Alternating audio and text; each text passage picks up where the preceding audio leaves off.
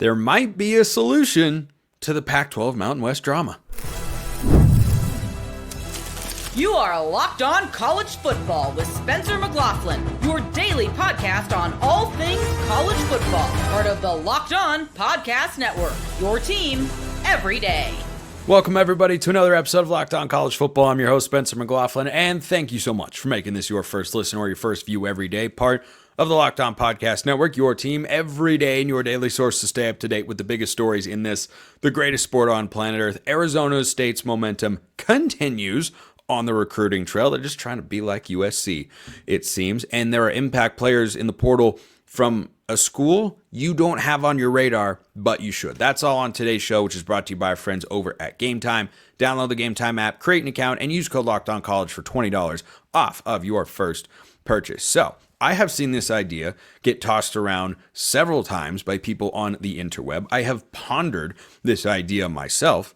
A Pac-12 Mountain West merger. From a logistics standpoint, it is not impossible because right now, starting next season, once the Pac-12 is rebuilt with whoever their eighth member ends up being, they do not have a media rights contract, and the Mountain West media rights contract is expiring, which is why there's an opportunity for the Pac-12 to go out and find a way to get Fox and CBS, who are the partners with the Mountain West, to say, hey, we now have the best teams in the Mountain West. You should come be our media rights partners instead. Now, you also have this backdrop against the mediation currently ongoing with no real end date in sight between the Pac-12 and the Mountain West regarding the exit fees, which are tens of millions of dollars the Pac-12 doesn't feel they should have to pay with poaching penalties and exit fees and whatnot to the Mountain West, because they're bringing over 5 schools from the conference, threatened to its existence, and of course the Mountain West has responded. They are adding UTEP, they're adding UC Davis, they've got GCU as a non-football member because they don't have football down there. So I think that this idea is abstract. I don't think it's as close as some people appear to think as the ideas were circling around online the other day.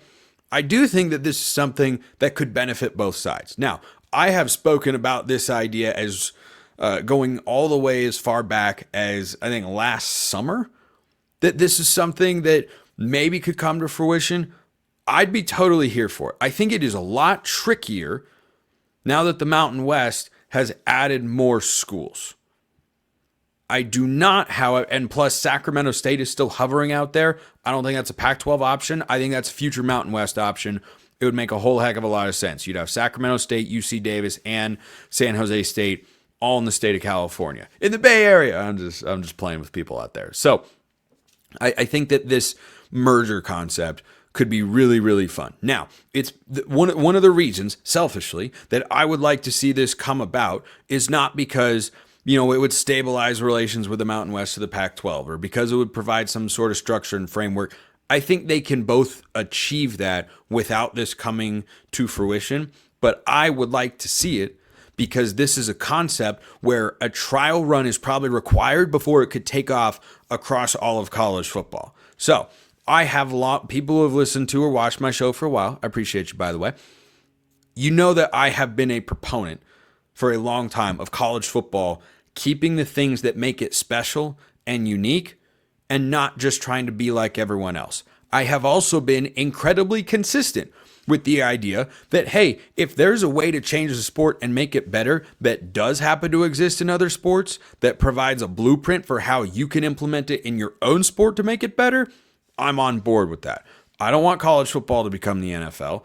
I don't want it to be like all the other sports in many ways. That's why I didn't want playoff expansion in the first place, but that debate is pretty well settled at this point.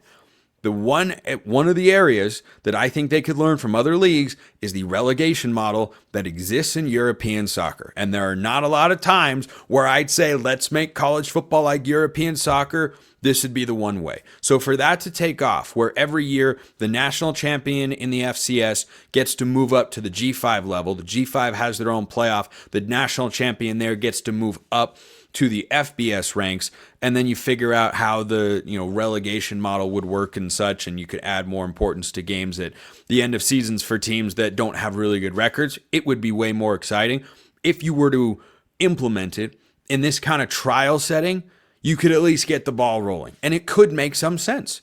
it could absolutely make some sense, because you would then call off, if you moved into a partnership with the Mountain West and the Pac-12, all the litigation and the mediation they have to figure out and paying lawyers, I don't even know how much money at this point, that could all stop. You could knock that off and say, hey, we're now working together on this sort of stuff. We don't need to sue you. You don't need to figure out how to get more money out of us. This can just be a working relationship. And the way the Pac-12 and Mountain West are currently scheduled to be membership-wise for next year can really work out to where you'd have a set structure. Now, determining who gets to be in the Pac-12, who gets to be in the Mountain West is a tricky ordeal that's going to have a lot of politics in play. If you base it off of recent football success, I think your new look Pac-12 would include everyone currently scheduled to go there. Maybe you would swap out Utah State and UNLV. Maybe Utah State would benefit from being innovative and going over there. I don't know. But those details, I think, could in theory be worked out. But a relegation model that allows the champion of the Mountain West to get promoted up to the Pac-12, that then has a financial reward for being there, to me, has a lot of appeal. Because then you're placing a greater importance on the conference championship games, and you're also placing a greater importance on regular season games for teams that aren't going to play in the conference championship. And as you probably well know, if you listen to or watch the show regularly, I'm a big proponent of the regular season having the maximum amount of importance in college football, because that is, at its core, what has always made it special, different, and better than every other sport in the world.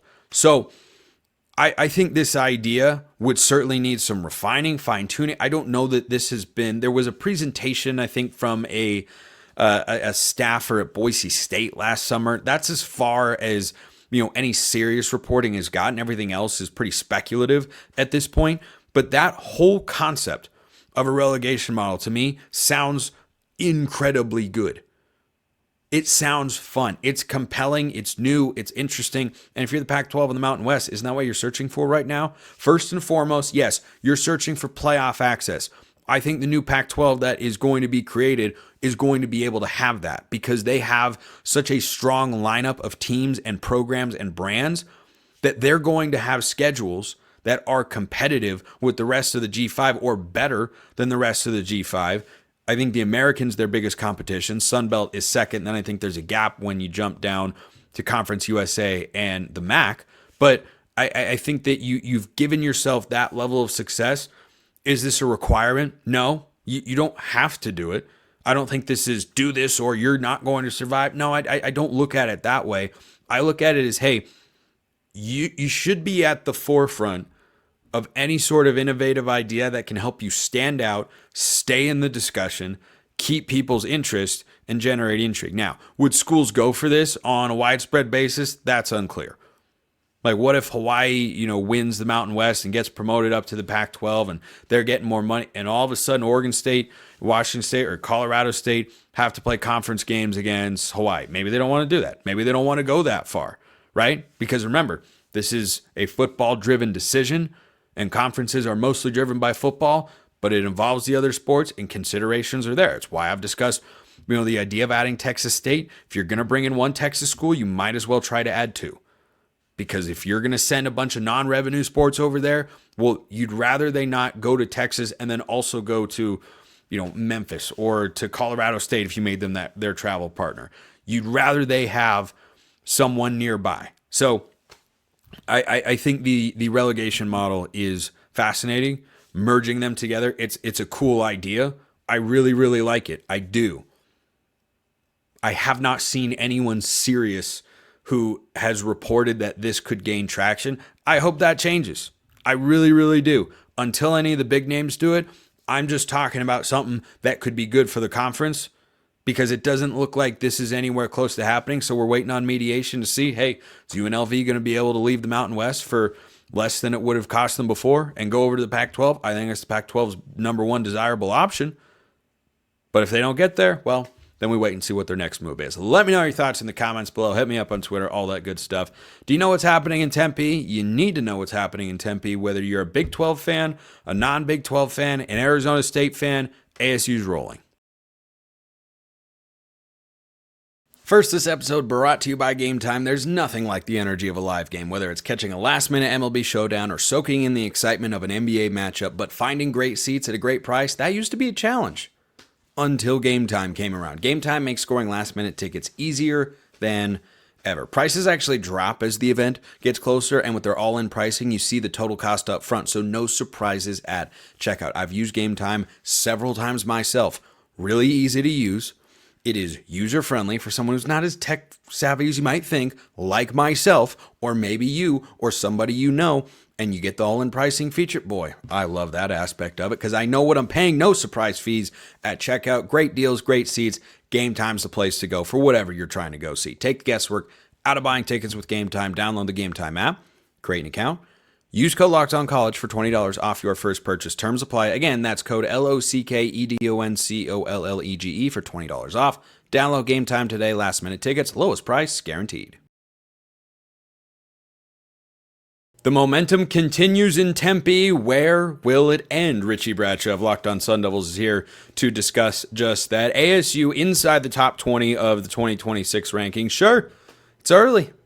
It's early. This wasn't a thing a year ago, 2 years ago, this wasn't a thing. So just to have the chance to land a top 10, 15 class, we'll get to the upper potential of where this could go later in the segment, Richie. But I just want to start with the momentum. Why is Tempe buzzing right now with their latest commitment?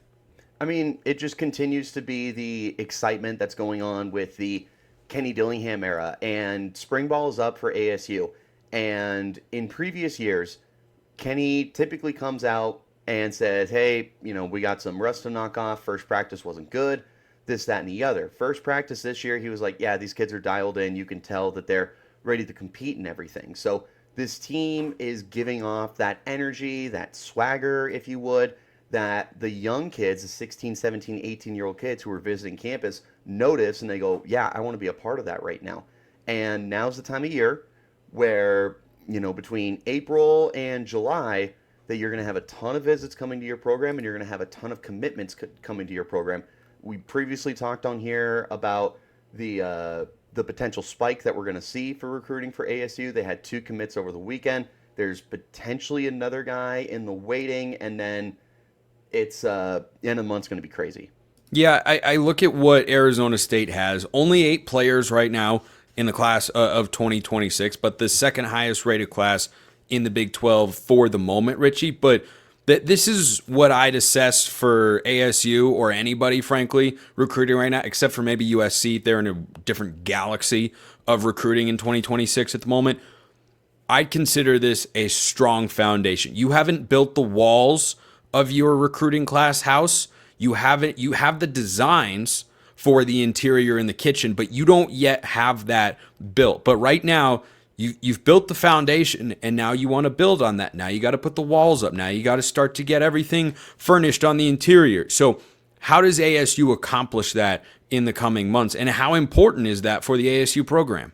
So the way that you're going to do it is continue to clean up with the visits that are coming in. And there's nothing this week. There's 1 kid next week. And then the very end of April is like 7 or 8 kids. And the other thing at the end of April is the 2 prized possessions of this class. Jake Fetty, 4-star quarterback, and not Hayden Versher, Israel Briggs, the 4-star tight end. Hayden Versher is another very good tight end that's in this class. They are both going to be on campus for a weekend that's going to feature a bunch of 4-stars and a bunch of kids, period. They're going to be recruiting for this program. They're going to be in a great position to really kind of show like, hey, this is why I committed here. Spring camp is going to be wrapping up here as we go into week 3. So by the time we have the end of the month rolling around, you'll have the spring football game in attendance because ASU did not cancel theirs, which obviously is phenomenal for the program and phenomenal for the fans. So it's going to be about cleaning up the rest of this month. And I love the momentum that they have right now. And I love the way that the program is speaking for itself at this point. These kids are setting up visits to come out and visit the program, and they're excited about it. And that's something that we haven't had in a long time. So the program's reputation is building itself back up, and that's very exciting for us. The reason this is important, if you're an Arizona State fan or a fan of any team in the Big 12 who cares about recruiting, which makes you an informed college football fan, because newsflash, recruiting matters a whole heck of a lot. It's not everything, doesn't guarantee anything, does give you the best chance to win, of course. So I look at what Arizona State is this year. I think of them a little bit, Richie, just a little bit like Indiana. They were the 2 playoff teams that nobody expected. I think every other team had someone before the season pick them to be there. Oregon, Penn State, Ohio State, Tennessee, like Clemson, just keep going down the list. ASU and Indiana were the surprises. And I think on the recruiting trail, Richie, you have to be able to, as a program, capitalize on that. You have to take that and not let it fizzle out. You don't want to be a one and done as a success story in college football. If you want to build something that's going to last and you're going to be a perennial Big 12 title contender, you've got to take that. And I think Dillingham does this very well in the way he messages and talks about his program. You have to go out on the trail and deliver those results so that you have the best chance to sustain success into the future. Yeah, and the way that this current roster is looking at it right now is as if they haven't earned anything. Very first day of spring ball, we're out there, a bunch of media people, they're playing We Are the Champions by Queen in the background. It repeats a second time, and you're like, okay, something's going on. Repeats a third time, you're like, is this going to be a thing?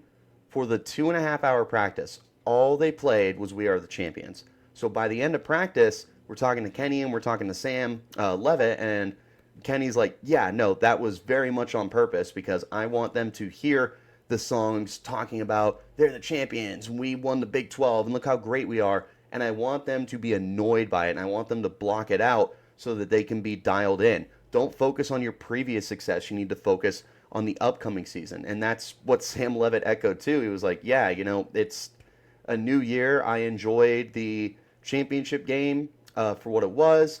I took a look at the Peach Bowl, and 3 days later, I flushed it, and I moved on to the next season. So they are set on making sure that they're not the Cinderella team, because we see that so often, and it's easy for us to buy into it, and it's easy to continually bring up the sleeping giant that is Arizona State, but you still haven't proven anything, and you still have a lot of work to do to make sure that the success you just had is sustainable and it's not just one season. So this is a very important offseason for the team, for the recruiting especially, because you bring in those players that's going to help your program for the future. And the way that everything is going right now, from practices to recruiting to the way that fans are engaging, everything's trending up right now. So it's a really fun time in the Valley. Where does this class wind up, you think? Where do you want it to wind up? They've got 8 players, number 19 in the country right now. When you get off to a strong start like that for a recruiting cycle, for where you want ASU to go and where they're capable of going, to me, I look at this and say, you got to find a way to pull a top 20 class. And top 15, I think, is probably your ceiling, because you're going to have to go against some big-time programs, and you can't overcome that in just one cycle. But I think with the programs that you've seen pop inside the top 20 or 25 range the last several years, I don't think it's unrealistic to say Arizona State should expect to have a top 20 class this cycle. No, and I think that's the way that we're trending right now, too. And if this is another successful season, then 2027, that will certainly be the expectation, is 100% a top 20 class. I would be happy staying within the top 25 and having a top 4, top 3 class in the Big 12. But the way you're trending right now is great. There are several 4-stars that I am anticipating to be committing over the summer. You already have 2. I could see as many as 5 or 6, and that's going to boost your score up quite a bit for where you end up ranking. Like, yeah, maybe you don't get a 5-star this year, but if you're adding a bunch of 4 stars and very quality 3 stars, that stuff is going to help your score for everything. And then people care about that. They're going to look at the number 17 recruiting class and see everything that ASU's brought together. And it's a big time statement that they can make right now with the way this is going. ASU's buzzing. That's just how Richie Bradshaw likes it, because he's locked on Sun Devils. By the way, there are impact players in the portal before the portal's actually open. A couple are coming from a place you've probably never thought of until now.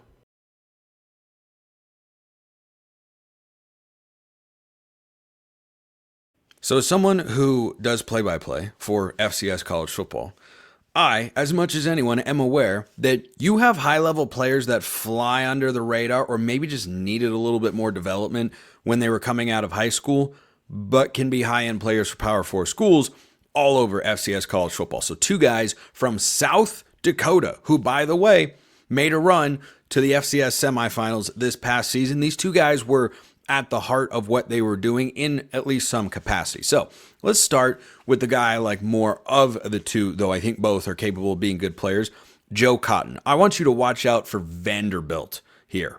Watch out for Vanderbilt. So Cotton is a left tackle, 6'7", 6'7", 315 pounds. And when you watch him pass block, he's number one, very well developed in the weight room. He's really, really strong. He moves well for a guy of that size. And Pro Football Focus watched his season because they watch every single snap and said, yeah, he had a great year. 81.5 overall grade. That's elite. 77.8 in pass pro. 82.8 in run blocking. So this is not a guy who looks like a one-trick pony. This is someone who had spent a couple years getting his body into shape. I don't know why he wound up in South Dakota. A lot of factors go into recruitment. That's also been a pretty solid football program at the FCS ranks over the last couple of years. The reason I say to watch for Vanderbilt here is not just because this is someone who's capable of making the jump up to Power 4 and starting. This is somebody whose offensive line coach at South Dakota just got hired to Vanderbilt to be the O-line coach on Clark Lea's staff. And by the way, the Commodores are not a place that you look at right now and say, I don't want to go there. There's no chance of winning. Really?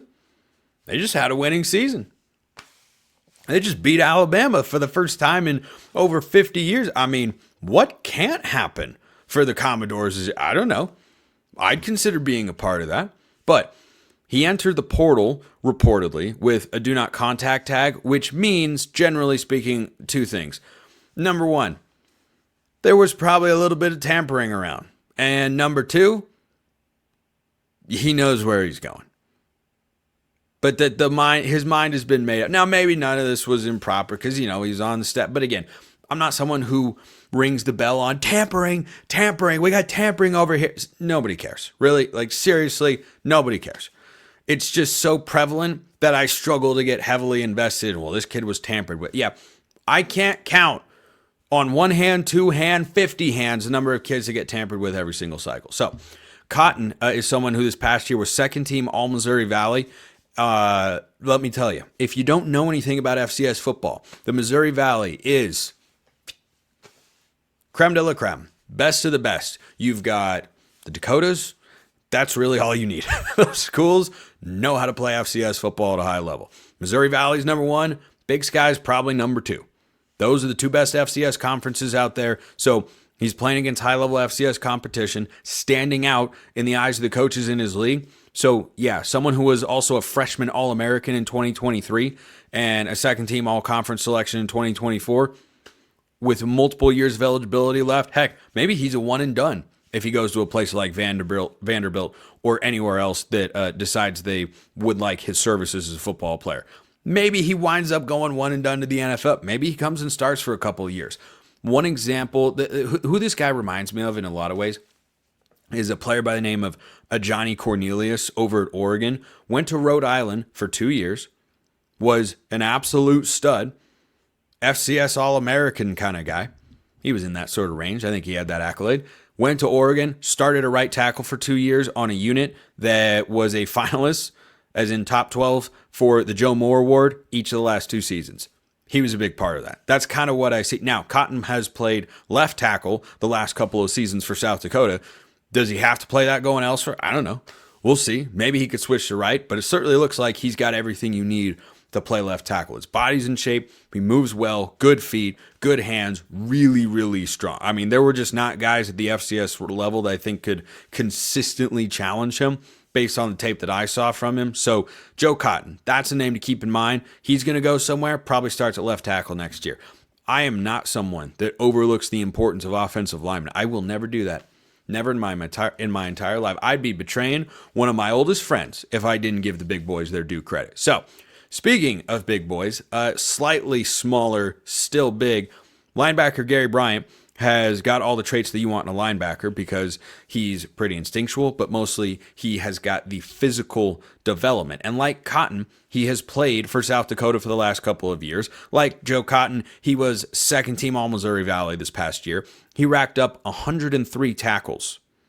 103 tackles. That's a lot, right in the middle of a defense. I suspect Cotton is able to translate his game to the next level easier than Brian is able to at linebacker. However, I could wind up being wrong on that.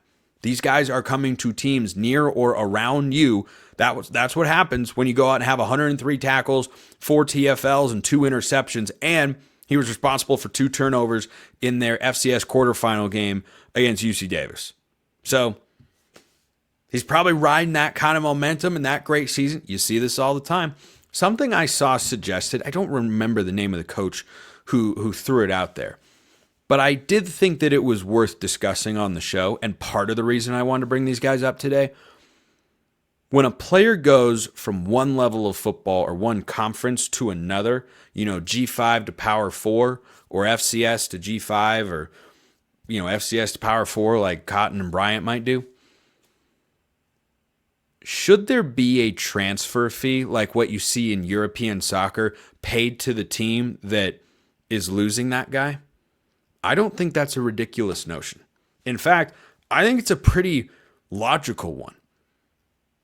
This already exists in college sports with coaches. When a coach leaves a school before his contract is up to go take a bigger job, you know what the new school has to pay? They have to pay a buyout. Now, it shouldn't be on the same level, coaches and players, that it is simply not reasonable. I do think it's reasonable to suggest, hey, if they're going to take a guy who we recruited, who we coached, who we developed, into a player who is now good enough to go beyond this institution, we should be rewarded for that. And now in the revenue sharing era, that helps a whole heck of a lot, because now that money that would come in, however much it is, could go to finding a replacement player in the transfer portal or in the high school ranks. You don't have to filter it through an NIL collective or anything like that. You can just go out and say, hey, we're just going to pay these kids with money that we have in the department that we get from buy games or that we get from these sorts. I don't know that this idea is anywhere close to being implemented in college football. I just know I saw the clip and thought, wow, that's a pretty good idea. Because why should South Dakota lose these guys and get absolutely nothing? It's not the way it usually works in, any other sport that has free agency and transactions and such. Sometimes, a guy signs here or he gets traded there, you get a compensatory pick or you get cash considerations in baseball. Like, there are all sorts of ways that I think that could come to fruition. I think it's a worthy idea because South Dakota loses both these guys. Who's it easier to find replacement players for? South Dakota or literally any Power 4 program? I think you know the answer to that rhetorical question that I asked. So, Gary Bryant, the linebacker, Joe Cotton, the left tackle. Watch to see where those guys wind up. Vanderbilt. And let's see what sort of impact they have this year. But impact players in the portal before the portal's even open? Yes. Yes, indeed, there are. Appreciate everyone listening. I will see you next time. And until then, hope you have a wonderful rest of your day.